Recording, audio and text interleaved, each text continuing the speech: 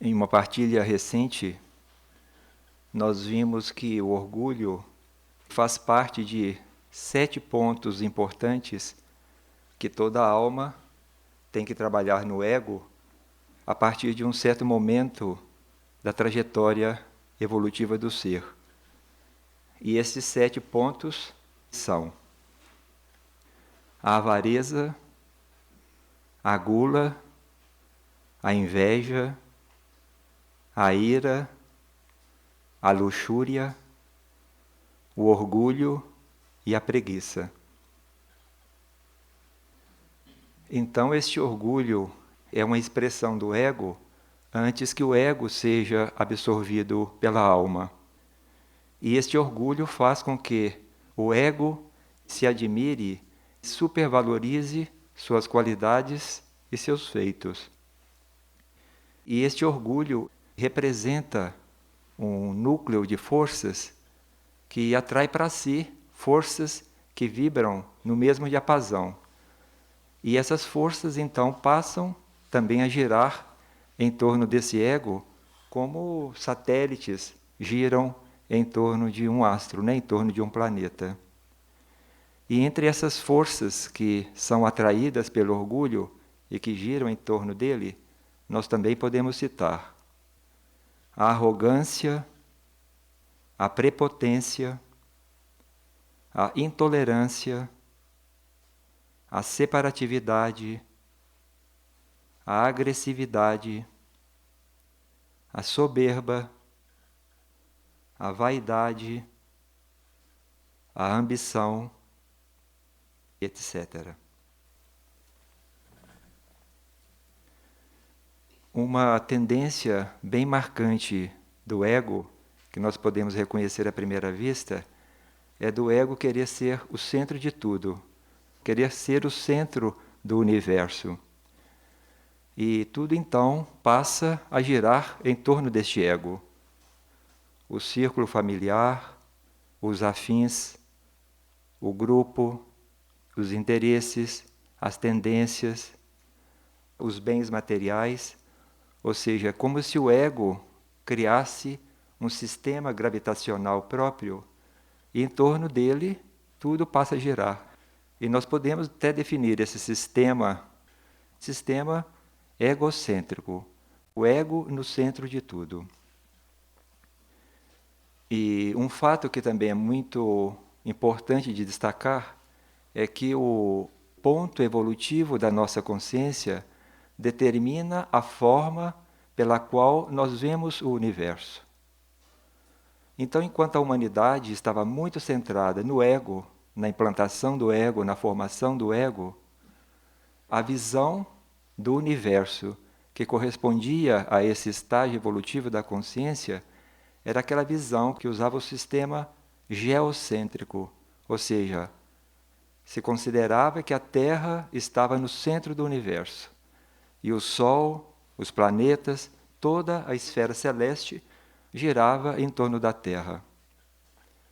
E esse sistema geocêntrico foi enunciado oficialmente por volta do ano 100, mas já existia muito antes, o ego já vinha se formando muito antes, e ele preponderou até o início da Idade Média. E neste período, com o desenvolvimento da mente concreta do ser humano, aí o ser humano pôde perceber que, na verdade, a Terra não era o centro do universo. Então, por meio de cálculos, de equações matemáticas, se comprovou que o Sol é que estava no centro do universo.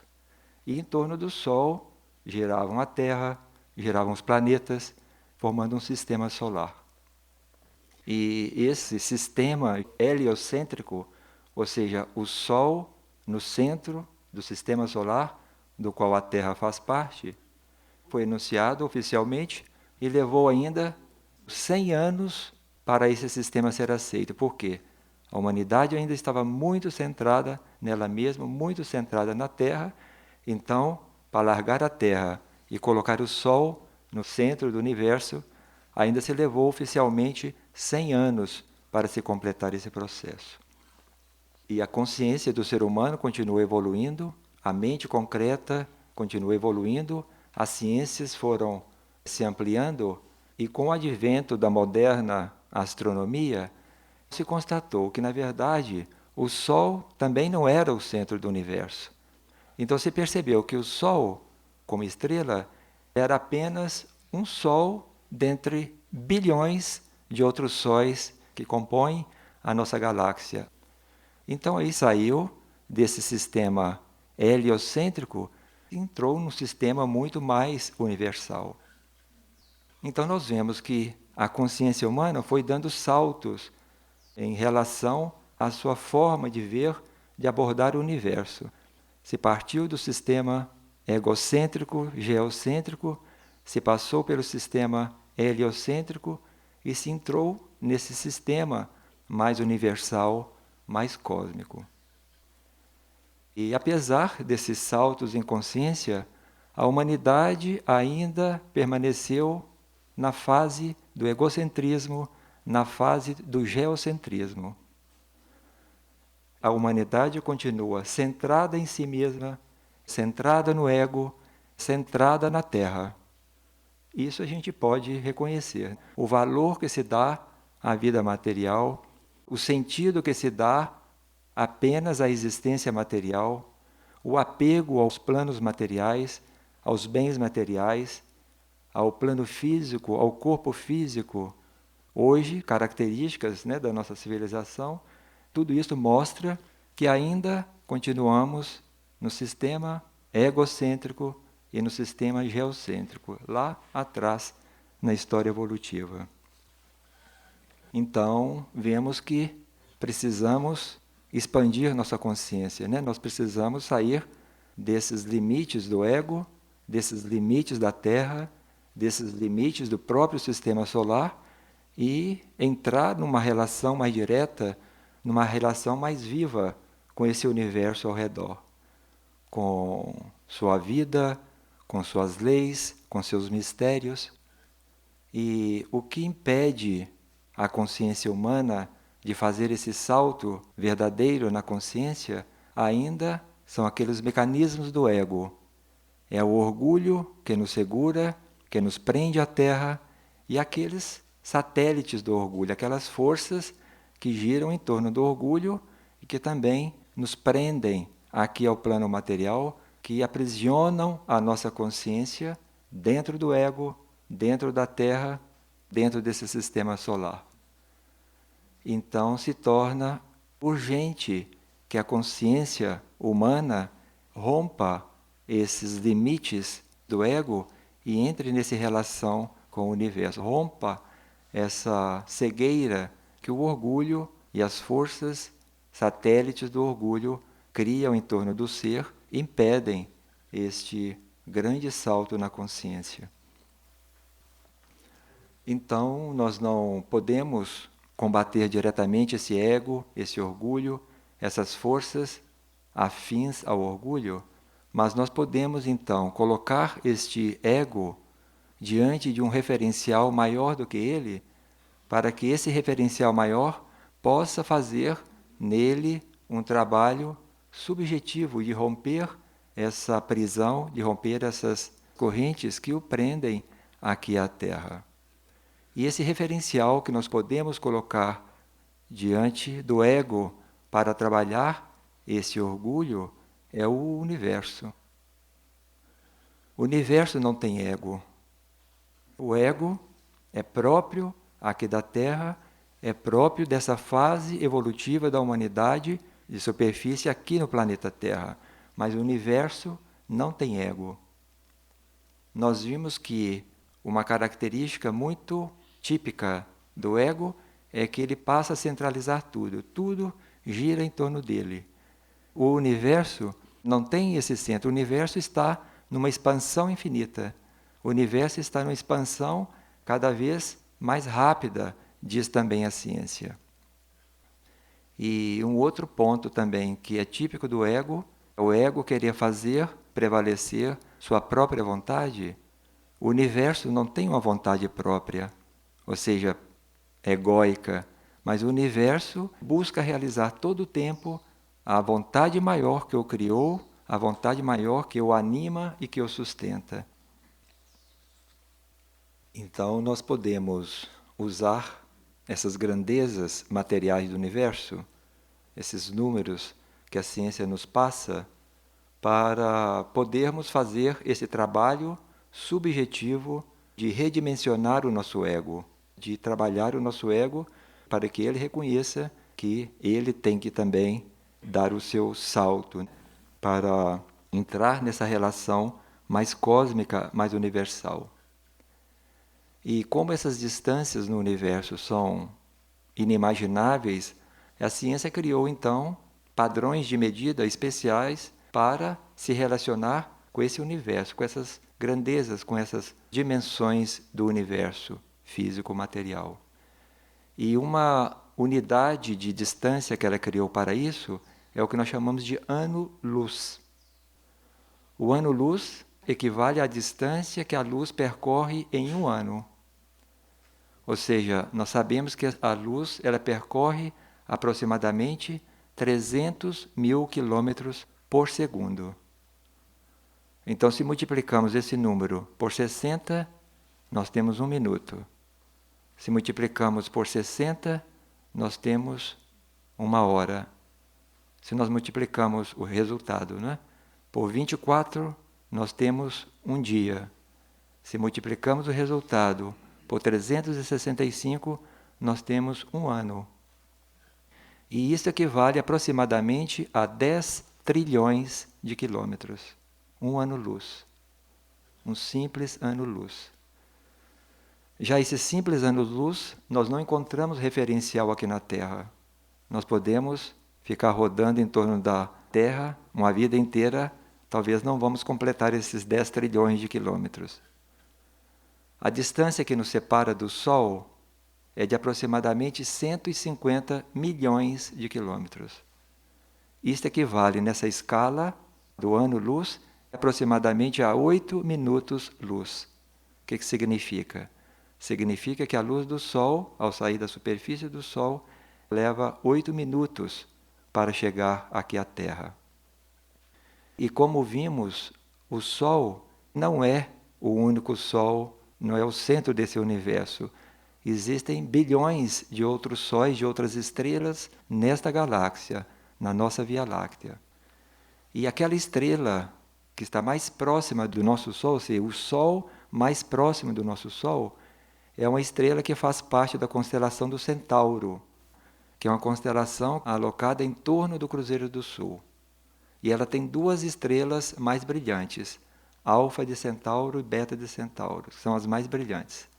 A Alfa de Centauro, na verdade, é um sistema ternário, ou seja, são 3 estrelas que nós não vemos a olho nu. E uma delas, chamada Próxima Centauri, é o Sol mais próximo do nosso Sol. E esse Sol está a apenas 4,2 anos-luz, ou seja, aproximadamente 40 trilhões de quilômetros. O Sol mais próximo do nosso Sol. Isso significa também, se nós sairmos aqui da superfície da Terra, num veículo que viajasse à velocidade da luz, levaríamos aproximadamente 4 anos para chegar à estrela, ao Sol mais próximo do nosso Sol. Um outro exemplo que nós podemos ver é em relação a Sírius. Sírius é um Sol, é uma estrela, que para nós é um referencial interno e um referencial externo. É um referencial interno porque Sírius representa para a consciência solar aquilo que a consciência solar representa para a Terra. Ou seja, nós temos a consciência solar como referencial de uma etapa evolutiva a ser alcançada, e o Sol tem a consciência de Sírius também como etapa evolutiva a ser alcançada. E Sírius é um referencial externo porque é a estrela mais brilhante do nosso firmamento, a olho nu. Ela é o 5º Sol mais próximo do nosso Sol e está aproximadamente 8,2 anos-luz, aproximadamente 80 trilhões de quilômetros. Se nós saíssemos aqui da Terra, num veículo, viajasse à velocidade da luz, levaríamos em torno de 8 anos para chegar fisicamente a Sírius. O Sol está aí, no meio de bilhões de outros sóis, diz a ciência, que fazem parte, que compõem a nossa galáxia, que é a Via Láctea, que se estima que possui mais de 100 bilhões de estrelas, entre estrelas, aglomerados, poeira cósmica e nebulosas e o vazio. Então isso é o que compõe fisicamente a nossa galáxia. A nossa galáxia, vista externamente, parece ter uma forma em espiral. E de uma ponta a outra dessa espiral, a distância, o comprimento dessa galáxia é de aproximadamente 100 mil anos-luz. Não vamos mais nem multiplicar por um ano-luz que já os neurônios já se extrapolaram. Mas isso significa o quê? Se nós saíssemos da extremidade da nossa galáxia, da Via Láctea, num veículo à velocidade da luz, nós levaríamos 100 mil anos para atravessar a galáxia de ponta a ponta. Uma galáxia. E a ciência ainda diz que existem no universo manifestado mais de 100 bilhões de galáxias. No universo manifestado, naquilo que a ciência, com seus recursos também muito limitados, pode enxergar e que nos passa.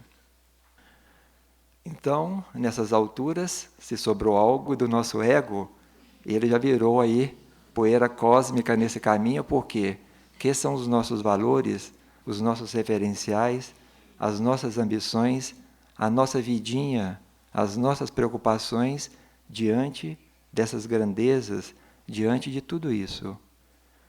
Como se tudo isso não bastasse, ainda tem um dado. Isso que são essas grandezas materiais do universo, aquilo que é a massa física que compõe toda essa grandeza, esses astros, esse universo manifestado, esta matéria que compõe tudo isso não perfaz 5% do universo. 95% é um grande vazio para a ciência. E para a ciência espiritual é um vazio pleno de vida, pleno de consciência. A consciência una que criou, que sustenta e que evolui todo esse universo, preenche não só esse vazio, mas preenche todas as suas partículas e todos os universos paralelos que existem além desse universo físico. Então, o estar diante dessas grandezas materiais, dessas relatividades do universo, permite um trabalho muito profundo, um trabalho silencioso, um trabalho subjetivo de redimensionamento do nosso ego. Então, a partir de um certo momento, o nosso ego, diante de tudo isso, o indivíduo começa a desenvolver uma qualidade que permite que ele entre numa relação mais viva, mais real com esse universo, que é a humildade. A humildade é uma qualidade que o ser vai adquirindo e ela permite uma relação mais próxima, uma relação mais viva, mais dinâmica com este universo. Essa humildade é uma qualidade que abre um espaço dentro do ser. E dentro desse espaço interno que essa qualidade abre, então o universo pode se espelhar, pode se projetar. E o universo então começa agora uma outra forma de relacionamento conosco.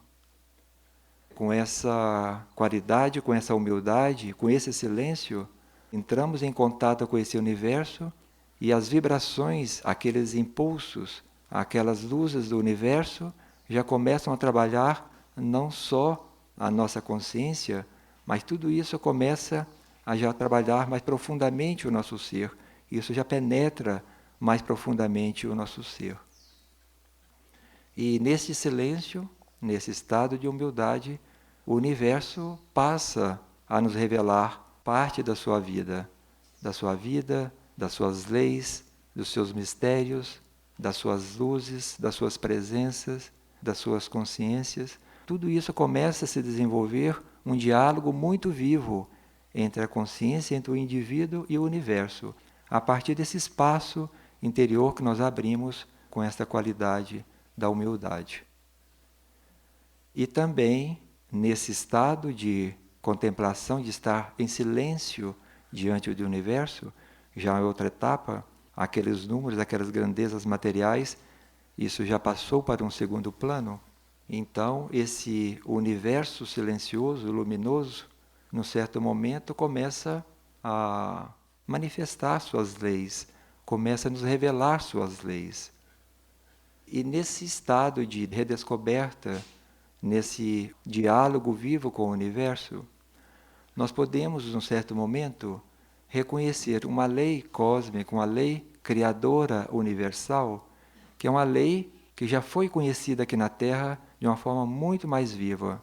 A Terra já teve grandes civilizações que se desenvolveram aqui na superfície e que lidavam com essas leis cósmicas de uma forma muito mais viva.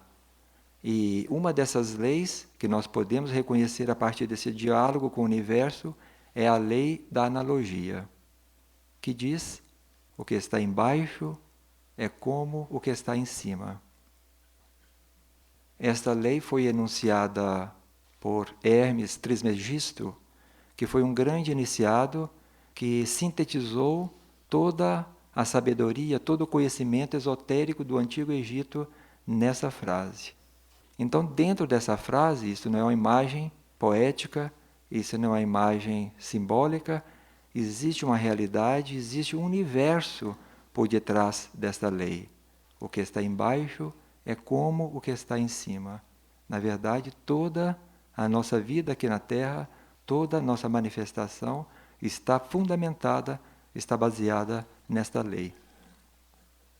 E quando estamos nesse processo de redescobrir essas leis que o universo vai nos revelando, vai nos desvelando, por essa lei da analogia, nós podemos reconhecer que a nossa célula física é a própria expressão do universo. O universo se projeta, se espelha dentro de cada célula física.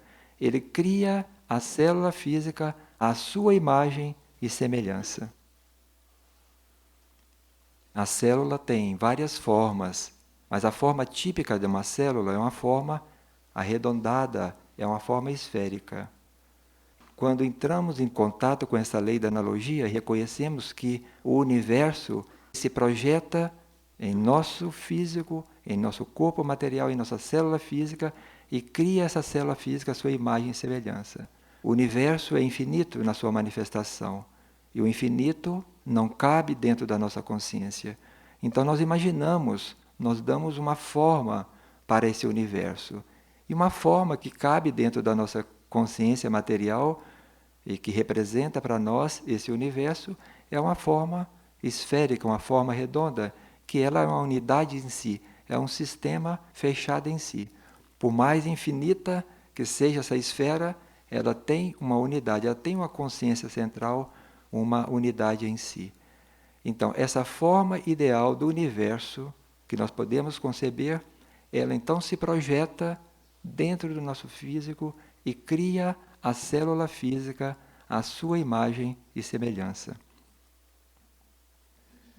A célula, como sabemos, é preenchida de uma massa líquida muito fina que não só preenche e dá forma a essa célula, mas essa massa líquida se coloca totalmente aberta, receptiva para aqueles impulsos que vêm de fora da célula.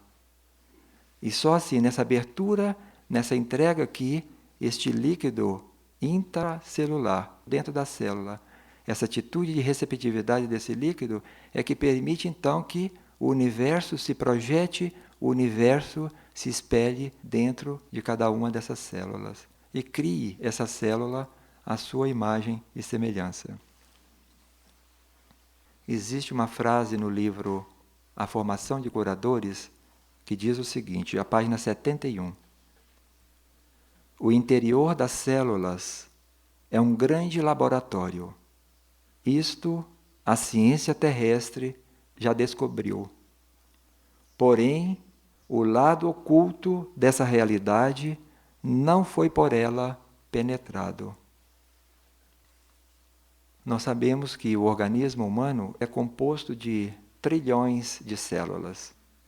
Só o nosso cérebro é composto de bilhões de neurônios, assim como uma galáxia é composta também por bilhões de estrelas.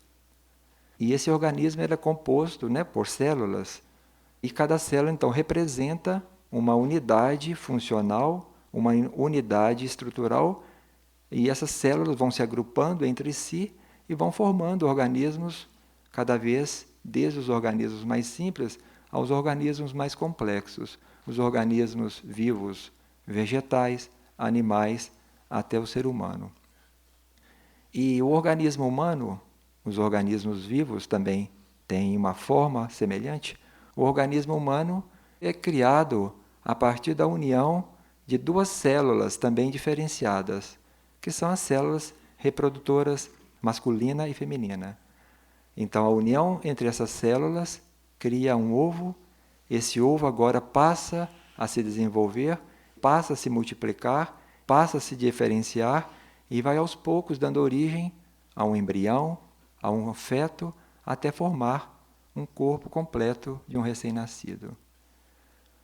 O ramo da ciência que estuda essas etapas de formação de um organismo humano, desde o início, passando pelo embrião, passando pelo feto, até formar um organismo completo, é a ciência da embriologia. Então, a embriologia estuda todas essas etapas aí do desenvolvimento material de um ser. E esta lei da analogia permite ainda afirmar o seguinte: não se pode compreender realmente a embriologia sem conhecer as leis básicas da astronomia. Ou seja, não se pode conhecer as leis de desenvolvimento de um organismo humano, de um ser humano, sem conhecer aquelas leis básicas que regem a vida do universo. E o contrário também é verdadeiro. Não se pode compreender realmente a astronomia sem conhecer as leis básicas da embriologia. O que está embaixo é como o que está em cima. Isso pode parecer uma lei, algo muito fantástico, mas isso já foi conhecido no passado da humanidade, já está no registro aí do plano mental da humanidade. E no passado não muito distante, a medicina tibetana, que se desenvolveu até o início do século passado, por volta de 1920, por volta de 1930, ali teve um final, ela chegou a criar uma escola médica que se chamava Casa de Medicina e de Astronomia. Ou seja, a astronomia fazia parte do currículo médico. Um outro desdobramento que nós podemos reencontrar, reconhecer por esta lei da analogia é o seguinte: não se pode compreender, não se podem tratar as enfermidades degenerativas dos olhos sem se voltar para o universo. Goethe, que foi um grande poeta, um iniciado em muitos mistérios da natureza, e mistérios da vida, e mistérios do universo, disse esta frase: os olhos foram criados pela luz para verem a luz. O referencial de luz aqui na Terra para nós é o Sol, são as estrelas, é o universo. Sem o Sol, sem as estrelas, sem o universo, nós estaríamos imersos numa escuridão. Então isso permite ajustar essa frase: o universo cria os nossos olhos para os olhos verem o universo. Ou seja, o universo cria os nossos olhos para que os nossos olhos possam ver as manifestações, a criação desta luz do universo. Então, só se pode compreender, tratar realmente, verdadeiramente, uma enfermidade degenerativa dos olhos se nós nos voltamos para o universo. Por quê? É no universo que está a ideia criadora dos nossos olhos, no universo que está o arquétipo dos nossos olhos, que foi a luz que criou os nossos olhos. Nós sabemos que todas as enfermidades degenerativas dos nossos olhos surgiram a partir da distorção que nós criamos na nossa relação com a luz, na nossa relação com a verdade. Ao longo das vidas nós negamos a verdade, nós fugimos da verdade, nós distorcemos a verdade, nós rejeitamos a verdade. E trilhamos então por caminhos e descaminhos, e o resultado desta distorção da nossa relação com a luz são hoje as enfermidades dos olhos, que praticamente é algo sistêmico neste planeta. Então nós temos que recobrar a nossa relação com o universo, nós temos que reencontrar a nossa relação com essa luz do universo, para que não apenas os nossos olhos físicos possam novamente ver corretamente tudo aquilo que essa luz manifesta, mas também para que nós possamos enxergar outras luzes, outras realidades que os nossos olhos internos ainda têm para desvendar, para descobrir dentro desse universo.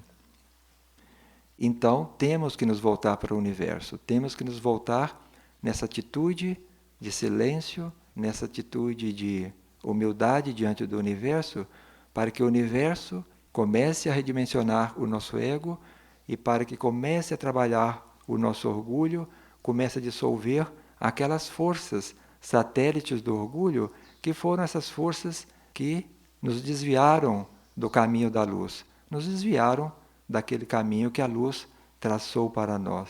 Então, é no universo que nós vamos encontrar o conhecimento e vamos encontrar a forma correta de abordar todo esse tema relacionado aos olhos físicos. Quando então nos abrimos para esse universo, não só esse universo externo, porque também existe um universo interno, basta nós fecharmos os nossos olhos, voltarmos para dentro, vamos encontrar também este mesmo universo projetado dentro do nosso ser.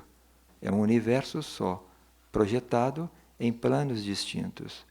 Então, quando estamos nessa atitude diante desse universo, se for então da vontade do universo, a cura dos nossos olhos pode acontecer. Diz o ensinamento: hoje é tempo de milagres. Ou seja, hoje é tempo dessas leis cósmicas, dessas leis criadoras do universo se projetarem mais livremente aqui nos planos concretos, nos planos materiais. Isso é um milagre. E hoje é tempo de milagres. Então, quando temos diante dos nossos olhos todas essas realidades, quando passamos a ter essas realidades dentro de nós como algo vivo, como algo dinâmico, quando a nossa relação com o universo entra nesse dinamismo, tudo começa a acontecer dentro do nosso ser, dentro da nossa consciência e dentro dos nossos corpos materiais também. E todo um processo de cura, de regeneração, vai acontecendo independentemente da nossa vontade. Quando estamos neste processo, estamos diante de nós um processo material, físico, concreto dos olhos a ser tratado, nós podemos também lançar mão de recursos, de elementos de cura que possam nos auxiliar neste processo. E o reino vegetal é um reino pródigo em nos fornecer esses elementos de cura, esses elementos auxiliares de cura. É um reino totalmente voltado para a luz. É um reino que se realiza se verticalizando em direção à luz.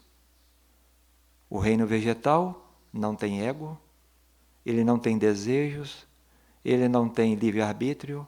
A sua realização é realizar a vontade desta luz, que para o reino vegetal o referencial é o Sol, que é o universo.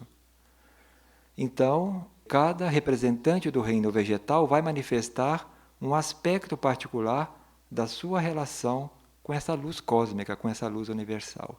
E existe uma planta muito interessante, chamada Stellanthus, flor das estrelas, e realiza um processo muito especial com esta luz, mas não com os aspectos materiais dessa luz, com uma qualidade especial de luz, com a qualidade etérica desta luz, que é a mesma luz que participa da criação e da sustentação da vida dos nossos olhos. Esta planta cresce em campos rupestres de altitude, onde o elemento rochoso aflora a superfície. Então ali não podem surgir representantes do reino vegetal além de um certo tamanho, porque não encontram um terreno propício para aprofundar raízes e poder crescer na superfície. Então as plantas que crescem nesses ambientes são plantas totalmente expostas à luz, totalmente entregues à luz. E neste campo crescem essas flores, essas plantas, o Stellanthus. No início da primavera, esta planta solta, ela emite uma roseta de folhas. Poucas folhas, ela não perde tempo, não faz caule. O suficiente para sustentar o seu desenvolvimento e sustentar a sua busca, que é a busca por essa qualidade de luz. Ela cresce na primavera, no verão, do centro dessa roseta de folhas, começa a aparecer uma haste floral. E no topo desta haste, um botão floral. E aquilo começa a crescer. Vai crescendo ao longo do verão, chega até o outono, chega a atingir 2 metros de altura. Num ambiente totalmente exposto ao sol, uma haste floral com 2 metros de altura. Mas se percebe que ela está nessa busca contínua de uma qualidade de luz que ela sabe muito bem qual é. E no outono, no inverno, nós vemos que até a luz externa é uma luz muito mais diáfana, é uma luz muito mais sutil, uma luz muito mais leve. E é na direção dessa qualidade sutil da luz que esta planta faz a sua busca. E num certo momento, em pleno inverno, ela reencontra essa luz, interrompe o seu crescimento floral e as flores agora se abrem. Se abrem e agora entram numa relação, acolhem esta luz. E não se realizam, não se esgotam nesse processo. Elas acolhem essa luz, condensam essa luz nos seus líquidos, na sua seiva, e leva essa luz condensada até o interior da terra, até o caule subterrâneo, até os rizomas desta planta. Deste rizoma, usando métodos especiais, podemos liberar esta luz sutil, aprisionada, condensada dentro desses rizomas. E podemos fazer preparados com eles. Um deles é o hidrato luz despertar. Ele trabalha a nossa relação com a luz, mas na esfera da consciência. Esta mesma luz que preenche esse universo, essa luz permeia a nossa consciência. E o hidrato luz despertar trabalha no sentido de predispor essa nossa consciência material a se relacionar de uma forma mais viva, mais receptiva para essa luz do universo. E o outro preparado, que é o Stellanthus dinamizado, ele já trabalha a luz, mas nos seus aspectos um pouco menos sutis, aquela qualidade sutil de luz que cria e que sustenta a vida dos nossos olhos. Isso é o medicamento Stellanthus. Então se vê como o que pode se desdobrar a partir do nosso relacionamento com o universo. Nós partimos do ego, partimos da Terra, entramos numa relação com o universo e de repente o universo começa a desdobrar diante de nós tantas realidades. A mãe, que foi uma grande colaboradora de Sri Aurobindo, realizou em si esse grandioso trabalho de trazer esta luz dos planos acima da mente, do plano supramental, de trazer essa luz do universo para dentro das células físicas. Não só para trazer esta luz para dentro da consciência, para trazer esta luz para dentro das células físicas. E ela realizou esse trabalho e assim ela abriu para nós as portas para que nós também possamos entrar nessa relação com o universo, nessa relação com a luz do universo, e que a gente possa também ter uma relação mais viva, mais dinâmica com essa luz do universo. E ela sintetizou esse grandioso trabalho de trazer a luz supramental para dentro das células físicas neste belo poema que eu vou ler agora. Senhor Supremo, apodera-te destas células, apodera-te destes nervos, apodera-te deste cérebro, apodera-te deste corpo, apodera-te desta matéria, apodera-te destes átomos. Senhor Supremo, manifesta teu esplendor.